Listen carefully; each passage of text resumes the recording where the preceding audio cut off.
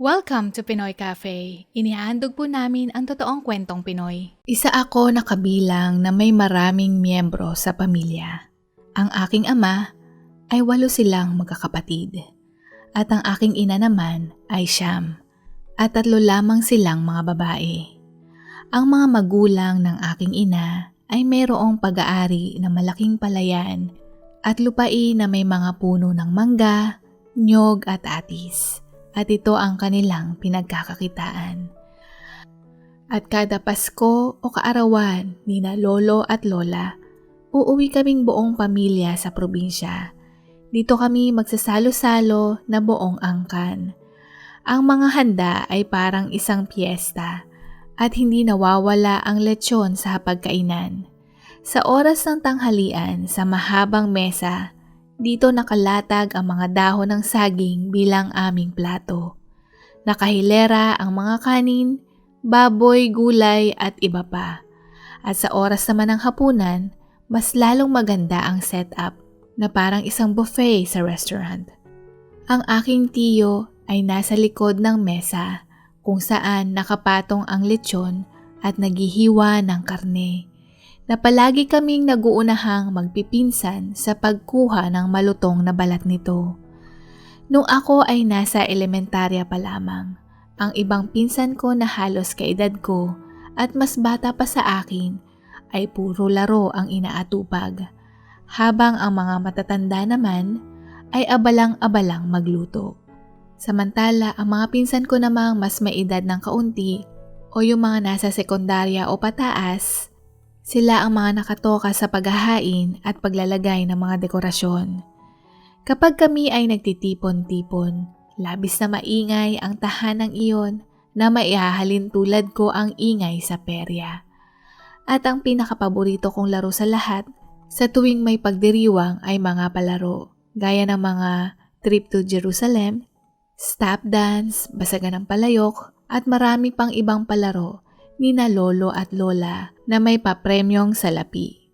Ganoon din sa mga matatanda, pero ang kanilang mga palaro ay katulad ng pagkanta kapag nakakakuha sila ng mataas na marka sa karaoke machine at meron silang kapareha at huhulaan ang salita na nakadikit sa noo. Sa tuwing sasali ako sa palaro, isa ako sa mga agresibong nakikipagkumpetensya sa laro dahil ayaw ko ang matalo. Sa mga palarong pwede kong gamitin ang lakas gaya ng musical chair, nakakahiyamang aminin pero madalas isa ako sa 2 manglalaro ang natitira at sa oras na huminto ang musika, nakikipag-agawan ako sa pinsan ko. Kahit na makasakit ako ng iba, hindi ko ito alintana sapagkat iisa lamang ang tumatakbo sa isip ko. Iyon ay ang kagustuhan kong manalo. Kaya naman, madalas, ang mga pinsan ko kapag ako ang maglalaro, sa tingin ko, pinagbibigyan nila ako kasi alam nila kung ano ang reaksyon at kilos ko kapag kasali ako na maglaro. Naalala ko nung isang beses akong natalo. Hindi ko napigilang magwala. Nakabasag ako ng vase at sinipa ang ilang mesa. Sa paglabas ng masamang ugaling ito, nakatikim ako ng sermon at palo mula sa aking ina dahil sa ugaling hindi maganda.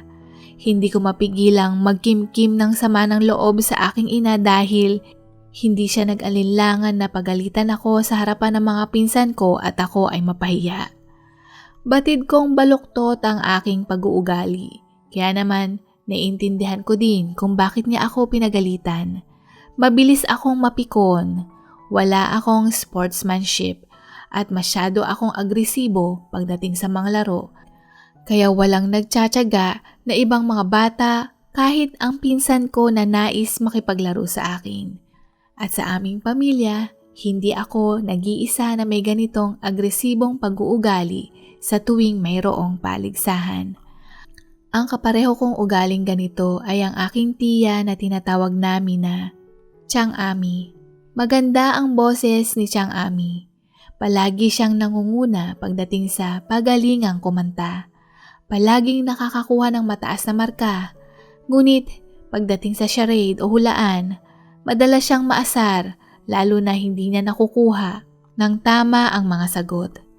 At naalala ko nung nagwala ako dahil natalo ako at pinagalitan ako ng aking ina. Habang nakaupo ako sa sulok, nagsalita siya ng, "Alam ko pakiramdam mo. Gaya mo, ayaw ko din matalo. Nakakatuwang isipin pero baka pinaglihi ka ni ate sa akin kasi nakikita ko ang sarili ko sa'yo. Kaya naman ikaw ang paborito kong pamangkin, Art. At magmula ngayon, kakampi mo na ako sa bawat laro. Ano sa palagay mo?" Sabay inilatag niya ang kanyang kamay para makipagkamay upang simbolo na meron kaming kasunduan. Pero meron akong kondisyon bago natin selyohan ang ating kasunduan. Huwag mo nang uulitin ang magwala. Not cool yun, Art. Kailangan mong dalhin ang sarili mo dahil ito ang magiging kahinaan mo na pwede nilang gamitin sa'yo. Keep it cool, man, dagdag niya. Nung marinig ko yung keep it cool, man, nung mga oras na iyon, si Chang Ami ang pinaka-cool kong tiya. Kaya naman nakipagkamay ako sa kanya at magmula noon, kami na ang magkakampi sa tuwing kasali kami sa mga palaro. Isa si Chang Ami ang dalawa sa magkakapatid na wala pang pamilya. Siya din ang laging kasakasama nila lolo at lola sa tahanan na iyon. Paminsan-minsan, nagbabakasyon kaming magpipinsan sa bahay ng aming lolo at lola. Tumutulong kami sa mga gawain lalo na kapag ito ay anihan. Nagbubukod kami ng mga prutas na isinasalansan para ibigay sa mga tiyo at tiya namin. Dito ko napansin ang ugali ni Chang Ami. Ang trabaho niya ay isang accountant. Siya ang humahawak ng pinansyal ng negosyo ng kanyang mga magulang. Napakahigpit niya. Propesyonal sa kanyang trabaho, maayos at pulido. Isang beses, nasaksihan ko siyang nagalit na merong isang empleyado doon na nagkamali ng tala ng numero at ang pagkakamaling ito ay naapektuhan ang iba pang data o records sa kanilang report o dokumento. Sa sobrang galit niya, ibinato niya ang mga dokumentong iyon sa sahig at nagsimulang sumigaw. Pinagalitan niya ang nasabing empleyadong iyon dahil hindi ito nag-iingat at habang pinapagalitan niya iyon, nakita ko na umiyak ang empleyado. "Anong mangyayari sa iyak mo? Sa tingin mo ba maayos mo ang pagkakamali mo sa iyak? Tumahan ka at gawin mo ng tama ang trabaho mo." Pagalit na wika ni Chang Ami. Sa paglipas ng panahon, hindi na ako nagtataka kung bakit matagumpay si Chang Ami sa kanyang negosyong pinasok. Sa totoo lang, hindi ko mapigilang humanga sa kanya dahil siya ay matalino, magaling sa negosyo, maabilidad at isang matagumpay. Kapag merong salo-salo, palagi siyang tinatanong kung bakit wala pa siyang asawa, kung bakit hindi pa siya maghanap ng nobyo na ang kanyang katawan ay tumatanda at rumurupok at kung hindi siya magmadali, maaring hindi na siya magkaanak. Kapag ganoon ang paksa, kitang-kita sa kanyang itsura ang pagkainis at madalas siyang sumagot na pabayaan siya sa buhay niya, na huwag siyang pakialaman at kung gusto niya mag-asawa, siya din mismo ang kusang magdedesisyon noon na huwag siyang pangunahan. Masaya ang buhay kong single. Mas gusto kong i-enjoy ang buhay dalaga ko. Pabayaan niyo nga ako. At huwag niyo akong pestehin sa mga walang kwenta niyong tanong. Iritableng sagot ni Chang Ami na mas lalong nakakahanga dahil ipinakita din niya na kaya ng mga babae ang pwedeng gawin ng mga lalaki, ang maging malakas at independenyente na katangian.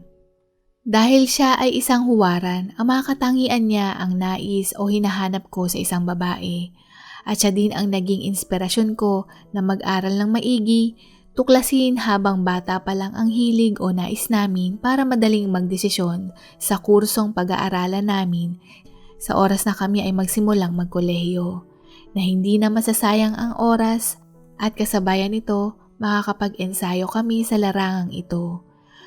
Kung negosyo ang napili namin, subukan naming magtinda kahit nag-aaral pa lang dahil dito nagsisimula ang paghubog nito at maaari ding malaman kung ito ba talaga ang nais o hindi. Na pagdating sa salapi, hindi dapat kami umasa lang sa bigay ng magulang. Hindi rason ang bata o nag-aaral pa upang hadlangan ang kagustuhang kumita ng pera. Na madalas niyang sabihin sa akin na, kung gusto, maraming paraan. Kung ayaw mo naman, maraming dahilan. Na naisip ko na may katuturan ang kanyang sinasabi, kaya sa mga payo o abiso tungkol sa propesyon, siya ang hinihingan ko ng opinyon.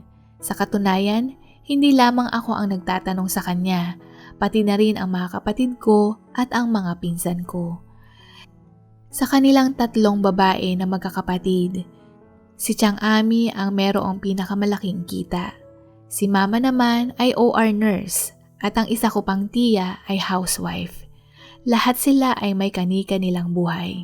Dahil si Tiang Ami na lang ang natitirang walang pamilya, siya din ang tumitingin kina lolo at lola na madalas siyang umuwi sa probinsya mga 3 o 4 na beses sa isang linggo. Hanggang sa ma-diagnose si lolo na merong malubhang sakit. Noong binisita namin siya sa ospital, sabi niya sa amin ng mga apo niya na kapag siya ay nawala na sa kanyang lamay, ituring namin na isa iyong pagdiriwang kapag nagtitipon-tipon kami. Nais daw niyang marinig ang aming tawanan, galak at sigla na mas nanaisin pa niya na ganoon ang gawin namin dahil pakiramdam niya kapag narinig niya ang mga apo niyang naghihiyawan dahil sa saya, pakiramdam niya umalis siya sa mundo ng masaya. Lahat kami ay tumango nung marinig namin na sinabi niya iyon. At nung dumating ang araw na pumanaw si lolo, lahat kaming mga magkakamag-anak, napakabigat ng pakiramdam. Para sa akin, hindi na muling magiging katulad ng dati ang aming pagtitipon. Wala nang nakaupo sa reclining chair ni lolo na nakalagay sa lanay na pinapanood kaming lahat na naglalaro at abala. Sa huling araw ng lamay ni lolo, si Tiang Ami ay kumanta ng paboritong kanta ni lolo. At bago niya sinimulang umawit, nagsabi siya na bago namin ihatid sa hantungan si lolo. Sumabay kaming sumayaw upang makita niya na kami ay masaya gaya ng kanyang huling habilin. Nakita ko sa mga tiyuhin at tiyahin ko na tutol ito dahil parang hindi ito tama o hindi nababagay. Subalit, tumingin sila sa kanilang ina at si Lola nakita kong tumango na nagbigay ng pahintulot na gawin ito. Ang emosyon naming lahat ng mga sandaling iyon ay mabigat pero nakuha naming umiti upang matupad ang nais ni Lolo. 10 taon matapos lumisan ni Lolo, ako ay nakatapos na ng kolehiyo. Kasalukuyan na akong nakabukod ng tahanan at sa mga panahong ding ito, ang kita ko ay inilalaan ko upang ako ay makapaglakbay at makapunta sa iba't ibang lugar. Sa mga oras na ding ito, marami nang nagbago, maging ang ugali ko noong agresibo nung bata ako ay nawala na. Nung wala pa sa 30 ang gulang ko, ang mga tiya o tiyo ko, interesado at nakikinig sa mga kwento ko hinggil sa mga lugar na napuntahan ko. Ngunit, nung ako ay umedad 30, dito na sila nagtanong kung bakit wala akong nobya. Kung may balak ba akong mag-asawa. Nung unang beses nilang itinanong ito, hindi ko ito alintana at nakangiti ko silang sinagot sa aking dahilan. Pero nung pang ilang beses na nila itong tinatanong sa tuwing kami ay magkikita sa pagtitipon, bigla kong naalala yung senaryo ni Tiang Ami. Sa isip ko, wala na ba silang maitanong kundi ang tungkol sa love life ko? Na mas gigil o sabik silang malaman ang tungkol dito. Kaya madalas, umiiwas ako na maupo sa mesa kung saan naroroon ang karamihan sa mga tiyo at tiya ko. Ang dahilan kung bakit pinili kong hindi pasukin ang relasyon ay dahil alam kong makakasabagal ito sa aking nais. Hindi ako makakapag-focus at alam ko ang pagpasok sa isang relasyon ay hindi din madali. Mas gugustuhin ko pa na pasukin ito sa oras na handa na ang puso at isip ko. At syempre, meron na din akong sapat na salapi. Kumbaga, mas nais kong maging katulad ni Tiang Ami na isang matagumpay. Hanggang sa dumating ang araw na pinag-cruise ang landas namin ni Jane sa isang gym. Nagpupunta ako doon 3 beses sa isang linggo. Nagkakilala kami sa yoga class sa loob ng gym na iyon. Naging magkatabi kami isang beses sa isang sesyon at natabig niya nang hindi sinasadya yung lagayan ko ng tubig. Unang napansin ko sa kanya ang malalim niyang dimple. Hindi ko namalayan ang sarili ko na nakatitig sa kanya habang siya ay humihingi ng sorry sa nangyari. Sinabi kong okay lang at kinuha ko ang tuwalya upang punasan ang tubig na natapon sa sahig. Habang kami ay nag-eehersisyo, hindi ko mapigilan ang sarili ko na tingnan siya ng palihim. Ang mga mata ko ay kusa na lamang pumapaling sa gawin niya. At nung matapos ang sesyon na iyon, nakita ko na binigyan niya ako ng bote ng mineral water. Ang pagkakataong iyon, hindi ko na pinalagpas at agad akong nagpakilala. Alam kong out of the blue question, pero pakiramdam ko kasi pag pinalampas ko ang pagkakataon, hindi na ako magkakaroon ulit ng tsansa. Gusto mo bang samahan akong mag-coffee? Nahihiya akong sambit. Sure, sagot niya nang nakangiti at nakita kong muli ang kanyang dimple. Laking tuwa ako nung pinaunlakan niya ang paanyaya ko at ito ang pagsisimula ng aming pagkilala sa isa't isa. Na mula sa pag-inom namin ng kape ay nasundan pa ito ng ilang beses naming pagkikita. Hindi lamang sa gym na magkasabay kaming mag-ehersisyo, maging ang pagkain sa labas at ang pakikipag-date. Mas matanda lamang ako sa kanya ng 2 taon at makalipas ang ilang buwan na makilala namin ang isa't isa, kami ay opisyal ng magkasintahan. Sa mga panahong kinikilala ko si Jade, mas lalo akong humanga sa kanya dahil siya ay kabaliktaran ko. Wala siyang kapatid at lumaki sa pangangalaga mula sa malayo niyang kamag-anak magmula noong siya ay maulila sa ina. Hindi niya kilala ang kanyang ama, kaya naman nung siya ay maulila, merong malayong kamag-anak ang umampon sa kanya. Gayunpaman, hindi ito nakahadlang na siya ay magpursiging mag-aral at magtapos ng kolehiyo na gamit ang isang scholarship at marating ang nais niyang propesyon. Hindi ko mapigilan na maihalin tulad siya kay Chang Ami na isang babaeng maabilidad na hindi umaasa sa iba o naging pabigat dahil ayon sa kwento ni Jade, nung namatay ang kanyang ina, nasa sekundarya na siya noon at dahil ayaw niyang magkaroon ng malaking utang na loob, naghanap siya ng paraan para hindi siya maging pabigat. Habang nag-aaral, siya ay namamasukan upang makaipon ng kanyang gamit sa eskwela at pangbaon. Mas maganda na palagi akong wala sa bahay para hindi din ako gumamit ng kuryente. Mahirap na baka masilip ako, kaya 7:00 pa lang ng umaga, aalis na ako ng bahay at uuwi ng 8:00 ng gabi para magpahinga. Kwento niya.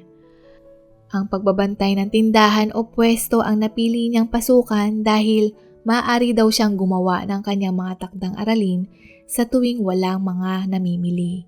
At tatapusin na lamang ang mga natitirang aralin bago siya matulog. Palagi niyang sinusukat o binibilang ang oras o minsan ang minuto ng paggamit niya ng kuryente at tubig. Sa kanyang pagkain, madalas hindi din siya kumakain sa bahay na iyon.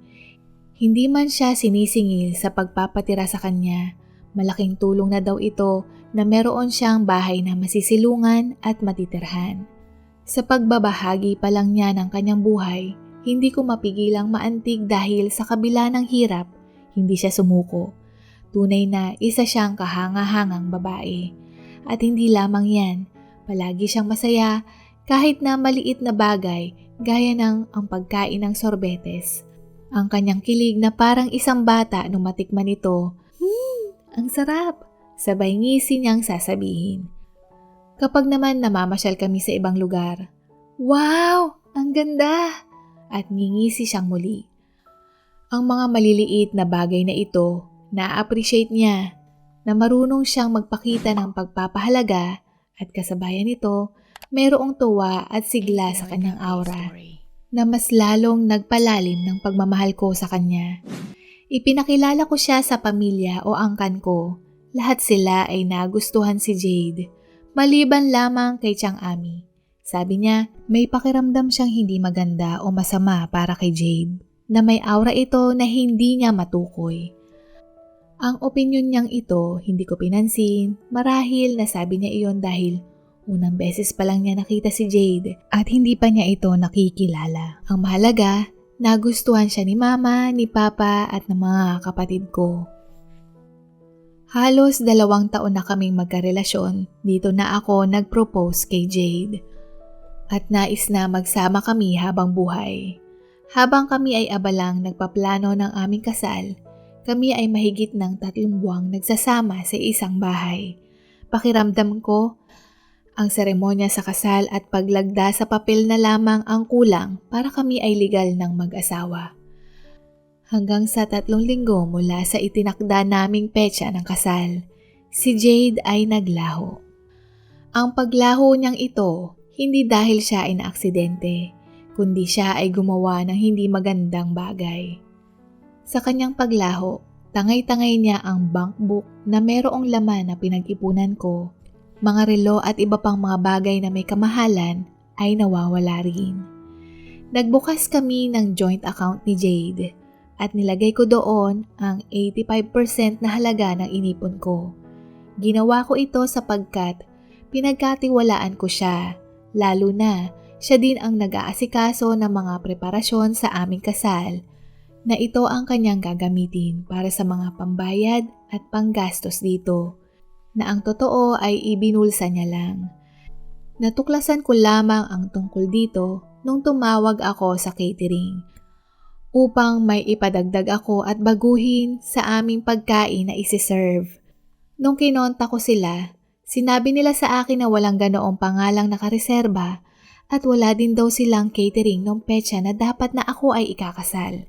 Hindi pa ako naghinala na may kinalaman si Jade at ang pumasok sa isip ko, baka bogus yung catering service na iyon. At nais kong kumpirmahin ito bago ako humusga. Kaya naman nagtungo ako sa venue ng reception at simbahan. Naalala nila ako pero sabi nila, si Jade ay walang nireserba.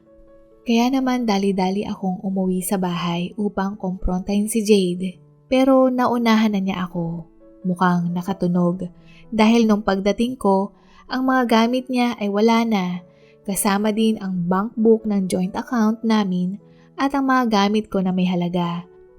Nabulag ako masyado. Hindi ko mapigilang magalit sa sarili ko dahil hindi ko man lang nahalata. Hindi ko man lang napansin na ako ay isang hunghang. Nang bigla kong naalala ang sinabi ni Chang Ami noon na may aura itong hindi niya matukoy, na marahil natutunugan niya itong isang scammer pero hindi lang siya sigurado. Ang kanyang masamang kutob ay tama. Akala ko pa naman totoo at tunay ang aming relasyon ni Jade, pero hindi pala. Ang lahat ng kanyang kilos at mga salita ay isang pagpapanggap lamang. Sa aking pagninilay-nilay, marahil sinadya niya na sanggain ang lagayan ko ng tubig upang mapansin ko siya, at ang kanyang sandata ay ang kanyang magandang dimple. Marahil ng mga sandaling iyon dahil sa edad ko, desperado akong pumasok sa relasyon, o marahil naghahanap na ako ng mga kasama ko, ngunit sa maling tao ko ito napili. Kasalanan ko din dahil pinagkatiwalaan ko siya, lalo na sa pera, na ang akala ko habang abala siyang mag-asikaso sa preparasyon para sa kasal, yun pala abala siya na itakbo at tangayin ang nais niyang kunin. Sa ngayon, may ilang taon na ang lumipas magmula nang naglaho si Jade. Hindi pa din siya mahanap ng mga awtoridad. Nais ko pa din siyang magbayad. Nais ko pa din siyang maparusahan sa kanyang kasalanan. Ngunit sa bagal ng usad nito, hindi ko minsan maiwasang mawala ng pag-asa. Kaya ipinagpapasa Diyos ko na lamang ang mga kasalanan niya. Nabatid kong may araw din ang paghuhusga at siya ay mapaparusahan. Naisip ko din na mas maigi na natuklasan ko ito bago pa kami ikinasal dahil kung hindi, daig pa sa impyerno ang sasapitin ko. Wala pa naman akong 40, marahil matatagpuan ko din ang babae para sa akin kung ibibigay ito ng Panginoon. At habang wala pa, pagsisikapin kong muling maibalik ang mga nawala sa akin at mas maging wais na ako ngayon na hindi na ako basta-basta magtitiwala, lalo na may kahalong salapi. Dito na po nagwawakas ang kwento. Maraming salamat po. Maaari niyo po ring bisitahin ang pangalawa po naming channel na Pinoy Cafe Shorts. Muli, huwag niyo pong kalimutang i-click ang like and subscribe. Take care and be safe everyone. God bless you. Bye! Comments of the day. Eli Manalili, Tessa Kuma, Eddie Pineda,